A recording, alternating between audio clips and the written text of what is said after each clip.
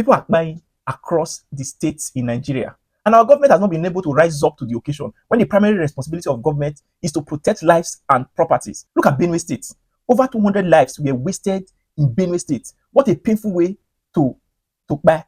Setting people ablaze, if not for VDM that went to the scene of events. I do not think that other media houses would have broadcasted that incident that happened in Benue State. Maybe would have just thought that, oh, attack happened in Benue State, that's all. Wouldn't have known the depth of the attack. Painfully, 24 hours after that incident, the president of the country did not even say a word as regards to that incident. It was even the Pope in another country that even addressed the issue. Later on, I saw a write-up from the president. You know, when I read the headlines of this broadcast from the president, enough is enough. I said, wow, the president is talking. Let me read further. My brother, what I read, even a class prefect will not write such when an incident not as terrible as this happens. Let me read it and analyze what was just communicated. It says, enough is enough. I have directed the security agencies to act decisively, arrest perpetrators of these evil acts on all sides of the conflict. All sides of the conflict. And persecute them. What he's saying is both sides, that is the attackers and the attacked. They should arrest from both sides, those that were attacked and those that are the attackers. That is the both sides. How can you instruct that they should arrest both those who came up to protest that they were attacked? Arrest the attackers and also arrest the attacked. That is from both sides. Let me analyze further. Political and community leaders in Benue State must act responsibly and avoid inflammatory utterances that could further increase tensions and killings. Can you see the president warning those in the community that have been attacked not to make further utterances, which he tagged as inflammatory utterances, so as not to incur more tensions and killings, so that they will not kill them again, that they should not speak further words, so that they will not be killed more. I don't know if I'm the one misinterpreting what he just said. He is making it seem like he's communicating his broadcast like it is a matter of two fighting, like a community clash or clash between two people. Even if it is a matter of two fighting, does it warrant that one party should set ablaze lives, not just the life of one person, of over 200 indigents of that community? Benue State, the president is advising you people that you must avoid statements that are offensive, that could further increase tensions and killings. You should not voice out. You should mind the way you talk so that they're not going down again.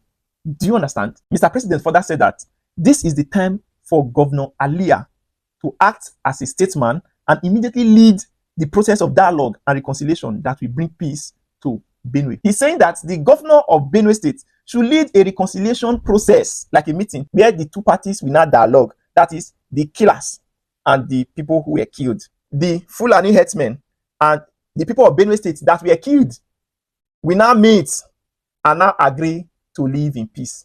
Like, I do not understand. Is it that they told Mr. President that it's a matter of like two fighting, like two people are just fighting? Is it that he was not told that over 200 lives were burnt alive? Over 200 people died? Or maybe he not see the video. Can somebody help us show him the video so that he will see it? I'm not understanding, because the way he is treating the issue, the way he communicated for the world to see, is like saying it's just two people fighting. Like when I start to the fight, people should not be fighting again. Fighting is not good. You know, it's just like two parties quarreling, not even fighting, quarreling. Fighting is even for this kind of communication that he wrote. The word fighting is even a bigger word. It looks like two parties quarreling. So he's not saying that one party should not say what will anger the other party again, so that there will be no more casualties, like so that the other party will not vex. I don't understand. When I first read the headlines, enough is enough, I said, wow, I never knew that if I go further, I would have just stopped there. If I had known, I would have stopped in enough is enough and say, our president has spoken. I won't have read further, reading further, and I realized that, oh, maybe our president is thinking that it is two people that are quarreling, that lives have not been lost. It is so sad. And you know the worst of all?